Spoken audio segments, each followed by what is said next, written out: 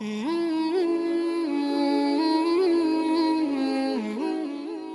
رسول الله وعلى آله وصحبه ومن والاه، وأشهد أن لا إله إلا الله وحده لا شريك له، وأشهد أن محمدا عبده ورسوله. برایانی بەڕێز و خۆشەویست، ئێمە لە وانەی تەفسیرە، لە دەرسی تەفسیرە تەفسیری سوورەی فاتحەمان دەکرد و بە کورتی یا بڵێم تۆزێ بە درێژی چووینە سەر سوورەی فاتحە و گەورەی سوورەی فاتحە و ئەم جارۆ ئەعوذ بالله و گەورەی ئەعوذ بالله و حکمی ئەعوذ بالله کردن لە بۆ خوێندنی قورئان لە نوێژە ئەمجا بسم الله و ئەمانەمان باس کرد.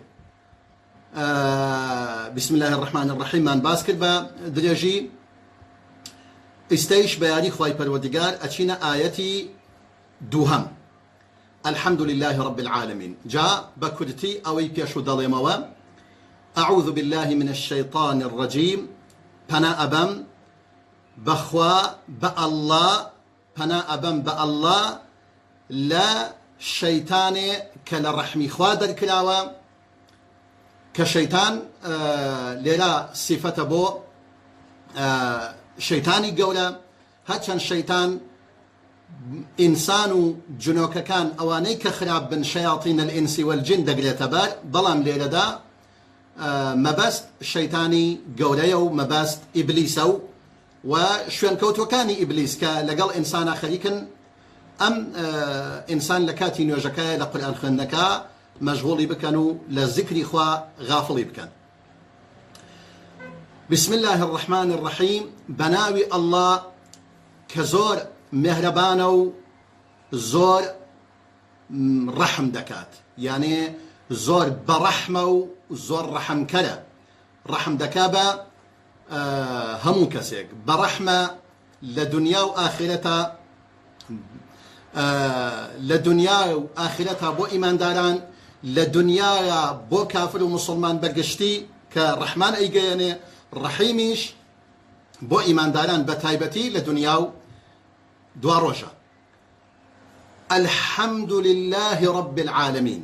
ئەم جارە کاتی ئەوەیە کە بەندەی خوا ڕوو بکاتە خوای پەروەردگار و بڵێت الحەمد لله، هەرچی حەمدە، هەرچی ستایشە تەنیا شیاوی ئەڵڵایە، هیچ کەسێکی تر نییە شیاوی ئەوە بێت بەندایەتی بۆ بکرێت، حەمد و سەنای بۆ بکرێت، ستایشی بۆ بکرێت بێجگە لە ئەڵڵا، یعنی ئەوەی کە هەموو حەمدێ، چون الحەمد ئەو ئەلفلامە لە لۆغەتی عەرەبیە پێڵێن ئەلفلامی جنس، کە ئەو ئەلفلامی جنسە بۆ ئیستیغراقە، یعنی تەواوی حەمدەکان تەنها شیا و لایەقی ئەڵڵایە، هیچ کەسێکی تر شایانی هەرچی حەمدە نییە. کام ئەڵڵا؟ ئەو ئەڵڵایەی کە ڕەب العالەمین، کە پەروەردگاری هەموو عالەمە. جا بە کورتی باسێک لەبارەی حەمدەوە بکەین. حەمد و شوکرمان هەیە. زانایان لەبارەی ئەوە کە حەمد لەگەڵ شوکرە فەرق و جیاوازیان چییە، قسانێکی یعنی جیاوازیان هەیە. بڕێک لە زانایان ئەڵێن حەمد و شکر هەر وەکو یەکوایە، ئەتوانی لە جێی حەمدا شکر بەکاربێ، لە جێی شکرە حەمد بەکاربێ، وەکو ئیمامی ئیبن جەریری تەبەری. بەڵام زۆرێ لە زانایان ئەڵێن نەخێر، حەمد سەنای ئەوەیە کە ئینسان سەنای خوا بکات، حەمدی خوا بکات، ستایشی پەروەردگار بکات لە بەرابەر ئەو سیفەتانە و کە هەیەتی، ئەو گەورەییەوە کە هەیەتی، ئەو عەزەمەتانەیەوە کە هەیەتی، لە بەرابەر گەورەی و عەزەمەتی خوای گەورەوە تۆ ئێی حەمدی دەکەی، ئەڵێ الحەمد لله، هەرچی حەمدە لایەقی ئەڵڵایە. بۆچی؟ چونکی ڕەبی عالەمینە، یعنی چونکی ڕەبی عالەمینە پس کەوایە لایەقە و شیاوە و شایستەی ئەوەیە کە حەمدی بکرێت. چون ربي عالمينا، چون مالك يوم الدين، چون اي معبودة عبادتي بو دكريت، چون استعاني لي دكريت، چون اوي لبر اوي كأعم صفات قولاني هي كواية هل تشي حمد هل لا يقو شايستي اوي. اما نكتة يكي اجقال مهمة كمسلمانان رچاوي بكن بوشي حمدك لبر اوكا شايستي جاء يسأل حمد اما وكو الين حمد كردن يسأل قال الشكر فرقي چيه. حمد با لفظ اكريت، بدم اكريت، بزوان دكريت. حمد بزوان دكريت جار خو لروي بيرو برواو اگر انسان بيرو برواو عقيده بيرو برواكي بو خوانا بو خوانا صحابه هيج تكي ورناجله نعبادتي زواني نعبادتي قلبي نعبادتي بدني هموي ابي خالصانه بو خوي پروردگار بي لو بوارو ابي حتما دليشي لقلا بيت صداقه واخلاص شي تيابت بدم حمد وصناي خوي پروردگار اكي لبرچي لبر او صفتاني كذاتين هذا ذاتي خوارا ولبر او صفتاني كمتعدين. يعني چي متعدين؟ يعني خواي پروردگار نعمت قلق ادابتو او صفتي متعدي خواي چون خوا رازقه چون خوا رحمانه چون خوا رحيمه چون امشتاني هي پروردگار لبرابر او نعمتو كبتوي ددا ببنديكي ددا سلامتي بيدا بخشيت علم وزانياري بيدا بخشيت جواني بيدا بخشيت توانایی پێدە بەخشێت. ئەمانە هەمویان خوای گەورە دەیدابەتەوە. جا خوای پەروەردگار الله لایق و شیا و شایستەی ئەوەیە حەمدی بکرێت لەبەر هەموو ئەمانە. ئەی شکر یانێ چی؟ شکر تەنیا لە بەرابەر نیعمەتۆیە. یانێ تۆ خوای پەروەردگار شکر و سپاسی پەروەردگارەکەی لبرو نعمتي بيداوي نفرمي أفلا تشكرون يا أفرمي لئن شكرتم لأزيدنكم أجر إيوه شكري پروردگار بجيبيانا الله شكري من بجيبيانا من نعمتك ذاتتان أدمي كوايا شكر لبرابري نعمته ويا أما حمد لبرابر نعمته ونية لبرابر أويك شايستي أويا شياوي أويا يعني بو أوي أشي شايستي أوي ولياقتي أوي هي جاء ميكا كوايا علي تواوي حمد ستاي شكان تنيا شياوي الله بو هيج كسيكي تنيا چونكي أو ربي همو عالمه جاء أمانا نكا شتانيكن كزور مهما كبرق لو اشتانا هي قسيكي تلها هي كأي فرقي حمد أي لقل مدح فرقي تشيه يعني فرقي شكر حمد مدح تشيه مدح شتيك إنسان أتواني بو مدحي إنسان يبكي أتواني مدحي بخاطر أو الصفة على الوجود يا صفتك ذاتي مثلا الله فلانه كز مدح اكي چون اسب سوارێکی چاکە ئەوە صفتێکی ذاتی خۆیەتی و یا مدحی دەکەی لەبەرەوە بەخشندگی هەیە بۆ خەڵک ئەمە مدح یا مثلا حیوانێکی دەتوانی مدحکەی دارێک و بەردێکی دەتوانی مدحکەی کەوا بێ مدح معناکەی گشتیە ئەمما حەمد بۆ چییە تەنیا بۆ عوقەلا بەکار دەچێ و بەتایبەتی حمد بو الله حمد لايق شايستي الله وشكري شهد بوشيوية بو الله بلا مدح بو إنساني شبيتو بو حيواني شبيتو بو حتى بو جماداتي شبيت دارك زوج جوانا مدحي دكي مدحي أو داري مدحي أو جاي أكي مدحي أو زاوية دكي بلا موانا حمدنين أوانا مدحا كوايا مدح لقل حمدا فرقيان زوره مدح بو هموش تيك دبيت اما حمد بو الله ابيت يا بو كسي كاريكي باش لانجام بدا بلان او حمد حمديكي تواونيه حمدي تواو هر بو خوي پروردگاره و شکری تەواو هەر بۆ خۆی پەروەردگارە. بەڵام ئەگەر کەسێک کارێکی چاکەی بۆ کردیت ئەتوانی بڵێ شکران. هەرچەند کەلیمەی شکران لە سنەتە وارد نییە. کەسێک کارێکی چاکت بۆ دەکا دەڵێ جەزاکە الله خەیڕا، ئەوە لە سنەتە واردە. يعني أجر كسك من أسدى إليك معروفا فقلت في جوابها جزاك الله خيرا فقد أوفيت الجزاء. أجر كسك كاركي تشاكي بوكدي توت جزاك الله خيرا براسي إيتر بتواوي باداشي أو الداوة أو كواية مثلا إننا وخلكاهن بوالكاك شكرا أشكرك وشكرا أمانة لسنة واردنين بەڵکو ئەوەی کە لە سنەتە واردە چییە؟ جەزاکە الله خێرایە بۆ کەسێکارێکی چاکت بۆ دەکات. الحەمد لله رب العالمین. دەی ئەڵڵا باسمان کرد کە چێیە؟ ئەڵڵا ناوێکە تایبەت بە ئەڵڵاوە، هیچ کەسێکی تر ناوی ئەڵڵا نییە و ناوی ئەڵڵا بۆ هیچ کەسێکی تر جایز نییە. کەوایە ناوی گەورەترین ناوی ئەڵڵا ئەڵڵایە. پەروەردگار گەورەترین ناوی ئەڵڵایە. وەڕەبیش یەکێکی تر لە ناوەکانی پەروەردگارە کە ڕەب وەختێ بێن سەیریکەین ڕەب بە مەعنا خاوەنە، بە مەعنا مالیکە، بە مەعنا متەسەڕیفە، ئەوەی کە تەسەڕف ئەکا لە بوونەوەر و لە هەستیە، خاوەنی هەموو شتێکە. و بەڵام بآغا دوتري رب، يا مثلا كسي قال رب البيت، رب الناقة، ربة المنزل. مثلا الإنسان جنيك لمالا وإجدكات وكو إيرانيا كان بيدالن جني خاندار بيدالن ربة البيت.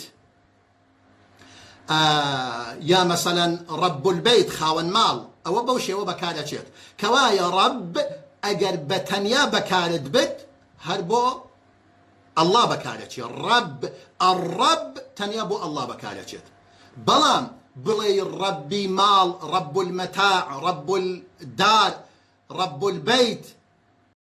أما نقيناك أو أنا بكارتشي رب أجر إضافيكي لإضافة بكارتشي. جا شتيكي تر لم بالوكا ويستم عستان بكم لباري حمدەوە و لەبارەی شکرەوە چەندانە حەدیث لەم بارەوە وجودی هەیە. ئیمامی ئەحمەد بن حەنبەل بۆمان دەگێڕێتەوە، ئەحمەد بن حەنبەل بۆمان دەگێڕێتەوە لە ئەسوەدی کوڕی سەریع ئەفەرمێ وتم ئەی ڕەسوولی خوا ئەرێ من مەحامیدێک باز نەکەم بۆ تۆ حەمیدت بها ڕەبی، يعني بعض حمد وستايشة أما يباسي كم بيتشونا فرمي تبارك وتعالى فرمي زود شاكا فقال أما إن ربك يحب الحمد بزانا بالودقار حمدي خوش لدي لبر أوي خوي فرميتي الحمد لله بقي ما ينفرموا إيوه بلين الحمد لله بلام وكو أواي بلين خوي حمدي خوي كلوا فرميتي الحمد لله رب العالمين كواية تويش شايستي بلي حمدي خوي بالودقار بكي وخوي بالودقار حمدي بيخوشة لبل أوي لحديث كتيرا كإمامي ترمزو إمامي نسائي إمامي ابن ماجه بومن ديارنا ولا جابري كوري عبد الله وخوي الرازي به الله بيغمري خوا فرمي صلى الله عليه وسلم قولتين ذكر لا إله إلا الله، قولتين ذكر لا إله إلا الله، وأفضل الدعاء الحمد لله، وقولتين دعايش الحمد لله. يعني شي قولتين دعاء الحمد لله شون يعني الحمد لله دعاء بلى أما دعايك وقت تو خريكي حمدي خوادكي خوي بالودقاريش توي خوش دبيت خوي بالودقار يعني تو حمدوس بجهناني حمدوس تايشي خوا لخوا نزيق دبيتوا كلخوا نزيق بويتوا اوشتيك تو اتوي خواي قولا بودكا پس بحوتني حمدو سنا بو خواي پرودگار وكو اوي دعاء بكي لبلو الدعاء من هي دعاء عبادته دعايش من هي دعاء مسألة يعني الدعاء من هي هل الراس توخو لخوا دعواءكي وكو لي مثلا خوایە کۆمەکم کە یارمەتیم بدە ڕەحمم پێ بکە بمبەخشە لەم نەخۆشینە ڕزگارم کە ئەمە دوعایەکی مەسئلەیە و داوا ئەکەی لەخوا دوعایەترمان هەیە عیبادەتە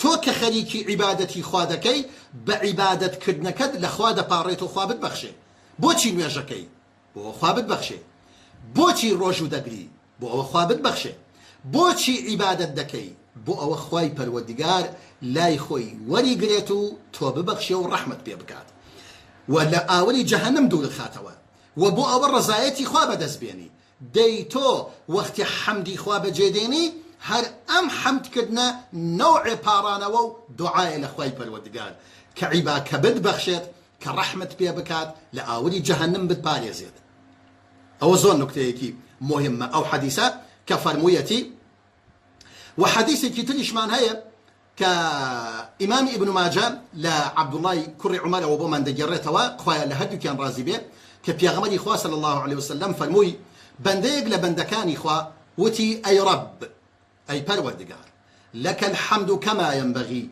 لجلال وجهك حمد سنا بوتو هرچی حمد سنايا هر بوتو أو جوريك شايستيو شیاوی گەورەی ذاتی تۆیە و ئەو جۆرەی کە شیا و شایستەی دەسەڵاتی گەورەی تۆیە لەگەڵ سوڵتان بەمعنە دەسەڵاتە چەنێ دەسەڵاتی گەورەی تۆ شایستەیە ئەوەندە حەمد و سەنا بۆ تۆ ئەڵێ فعضلت بالمەلەکەین فلم يدريا كيف يكتبانها ئەڵێ مەلائیکەکان سەریان لێ شێواوتیان خوایە دە ئێمە چۆن نەتوانین ئاوا پاداشە چۆن ئەمە بنووسین ئەو کەسە جۆری حەمدی خوای بەجێهێناوە نەتوانای ئێمانیە بینووسین ئەو وتوێتی لەکە الحەمد كما ينبغي لجلال وجهك وعظيم سلطانك ئەڵە چوونە سەر بۆ لای خوای پەروەردگار و وتیان ئەی پەروەردگار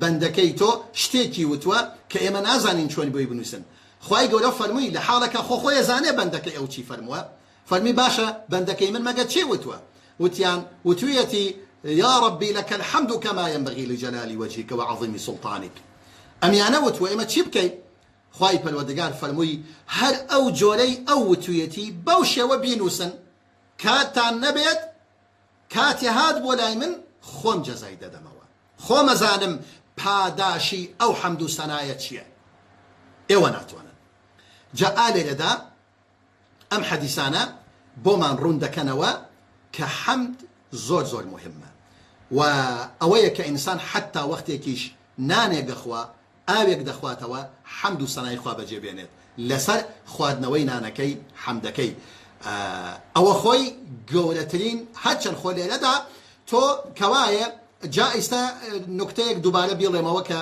تقریبەن شتەکە ڕوون ببێتەوە ئالێرەدا لەگەڵ شوکرا وەکو یەکوانە حەمد و شکر حەمد بە زوان دەیکەی ئەڵبەتە لە ڕووی بیر و بڕوا و ئیمان و عەقیدەوە نە لە ڕووی نیفاقەوە لە ڕووی بیر و بڕواوە ستایشی خوای پەروەردگار بەجێدێنی حەمدی خوا بەجێدێنی بەڵام لە عینی وەختیشا بە زوان ئەیکەی لەسەر ئەوەی کە مەسەلەن خوای گەورە صفەتی گەورە و عەزیمی هەیە هەر لەبەر ئەمە کە ئەڵێ مەسەلەن لجەلالی وەجهیکە وعەظیمی سوڵتانیکە بخاطر گەورەی ذاتی تۆ و بەخاتر گەورەی دەسەڵاتی تۆ حەمدێکیشی دەکەی نان دەخۆی ئاو دەخۆیتەوە ئەڵێ الحەمدولله ئەمیشە هەر مڵکی خوایە و نیعمەتی خوایە یانێ لە بەرابەر نیعمەتەکانیشەوە حەمدش دەکەیت لە بەرابەر ئەو سیفەتانۆ کە خوا هەیەتی هەر حەمدی دەکەیت ئەمە یەکێ ئەی شکر چییە شکر تەنیا لە بەرابەر نیعمەتەکەوەیە مەسەلەن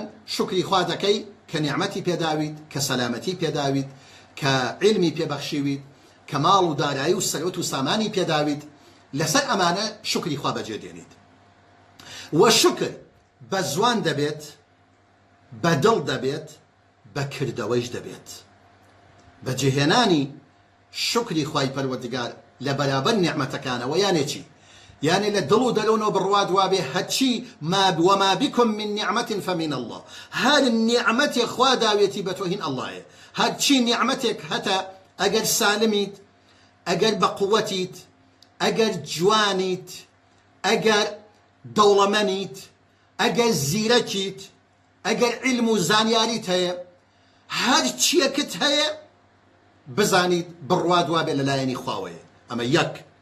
دووهەم بە زوانیش ئەڵێ شکری خوا بەجێدێنی لەسەری، بەکردەوەیش لەو نیعمەتانە خوا پێی داویت بە جۆرێ بەکاریان دێنیت و کەڵکیان لێوەردەگریت کە خوای گەورە پێی ڕازیە. ئەمە پێوترش بەجێهێنانی شکری تۆ لە بەرابەر نیعمەتەکەوە. لئن شەکەرتم لەئەزیدەنەکم. ئەگەر شکری خوا بەجێبێنن نیعمەتەکانتان بۆ زیاد دەکەین. جا ئێستا رب العالمین. ئەی باشە عالمین منزوور چییە؟ رب عالمین ئێمە لێرەدا هاتینا وەکە وتمان ربمان معنی کردەوە بە چ معنایەکە؟ ئەی باشە رب العالمین. عالم یانێ چی؟ عالم بە چیە وترێت؟ معنای عالمیش معنایەکی بەربڵاو و لە واقعە وەسیعی هەیە. مثلا عالم خۆی کەلیمەیەکە لە نەزەر عولەمای لۆغەتەوە ئەڵێن ئیسمی ئالەتە. ئالەت یانە چی؟ یانە ئەبزار، یانە ئامێر. ئیسمی ئامێرێکە. عالم یعنی ئامێرێک کە بە وەسیلەی ئەو ئامێرەوە بەهۆی ئەو ئامێرەوە بتوانی علم و زانیاری بە شتێک پەیا بکەیت، یعنی وەسیلەی علم. مثلا عەرەب ئەڵێن تابع. تابع یانە چی؟ یعنی ئامێرێک کەشتی پێ طەبع دەکرێت، پێ چاپ دەکرێت، کتێبی پێ چاپ دەکرێت. شتی پێ چاپیانە چی؟ طەبع دەکرێت. عەرەب پێڵەن طەبع، بە فارسیش پێڵەن چاپ دەبێت. جا ئەو ئامێرە پێڵەن تابع. یا مثلا خاتەم ئامێرێکە بۆ ئەوە کە مۆری پێ دەکەن، ئەیدەن بەسەر شتێکە بۆ مۆرکردن و ختمی دەکەن. بە عەرەبیش پێی دەڵێ ختم، کە کوردەکانی کوردستانی عێراقیش وا دەڵێن ختمی دەکە. ئەوەی کە ختمی پێ دەکرێت، پس خاتەم ئەو ئامێرەی کە ختمی پێ دەکرێت. ئیسا ئەو ئامێرە چ لە پەنجە تا بێت چ بەدەستەوە بێت بەکاری بێنیت و ختمی پێ بکەیت، هیچ فەرقێکی نییە. ئەوە پێی دەوتێ خاتەم. عالەمیش هەر ئەوەیە. عالەم ئامێرێکە و ئەبزارێکە بۆ ناسینی خوای پەروەردگار. رب عالمینە یانێ چی؟ یانێ تەواوی. جا عالم خۆی معناکەی معنای جەمعە، کۆیە، یعنی بە یەک کەس ناوترێ عالم، بە شتێکی کۆ. مثلا عالەمی ئینسان، عالەمی جنۆکە، عالەمی مەلائیکە، عالەمی باڵندە، عالەمی ماسیەکان. وەکو لە قەدیمە ئەیانوت بیرم یەدایە گەورەم بەڕەحمەت بێ هەمیشە ئەیوو خوای 18,000 عالەم دەسی پێتەوە بێت. ئەیوو خوای 18,000 عالەم دەسی پێتەوە بێت. ئیستا لەوانەیە 18,000یش زیاتر بێت، 70,000 و 100,000 و ئەوانەیش ببێت. ئەو عالەمەی کە وجودی هەیە.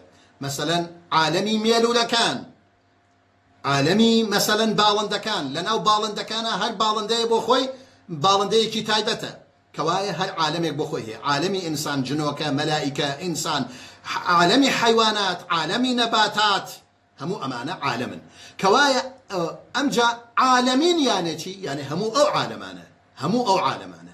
رب العالمین یعنی ربی تەواوی ئەو عالەمانە. هەر چەند بڕێ لە زانایان ئەڵێن عالەم تەنیا بۆ وەکو ئیمامی سعیدی بنی جوبەر خوای لێ ڕازی بێت ئەفەرمێ عالەم لە ئیمامی عیکرەمە و ئیبن عەباسەوە ڕیوایەت دەکا. سعیدی بن جوبەیر و عیکرمە هەردووکیان لە ئیبن عەباسەوە دەگێڕنەوە کە گوایە ئەو توێتی عالەم یانێ عالەمی جن و ئینس، یعنی جن و ئینس ئەبێتە عالەم. و دلیلیشیان ئەوە بووە چون خوای پەروەردگار لە سوورەی فورقانە فەرموویەتی لِیَکُونَ لِلْعَالَمِینَ نَذیرًا، تا پیاغەمبەر صلی الله عليه وسلم بۆ عالەم ترسێنەر بێت و بیم دەهەندە بێت، وەکو فارس دەڵێن ترسێنەر بێت. دەی عالەم کێ ئەترسێنێت؟ جن و ئینس. پیاغەمبەری خوا صلی الله عليه وسلم ڕەوانە کراوە بۆ جن و ئینس. ئالەم جێهەتەوە وتویانە عالەم، عالەمین یانێ جنۆکە و ئینسانەکان. بريت لعلماء وكو إمام فراو أبو عبيدة كعلماء لغة وعلماء تفسيرا ألين عالم بريتيا لا عقلاء عالمه عقلاء وكو مثلا إنسان وجنوك وملائكة وشياطين. أما بحيوانات أمانة ناوت لعالم أما بريقلا خلق أو أقسام كلوا بلام لحقيقة أقل إيما السير بكين رب العالمين همي دقلة بال وكو إمام أبو جعفر الرازي للربيع كري أناس ودجرته لأبو عالية قولت إيشك لما فسر قولة كان يقول الآن الله رب العالمين يعني إنسان عالم يكو جنوك عالم يك بوخويو هارتي غير أوانا عالم يك كأله 18,000 عالم يا 14,000 عالم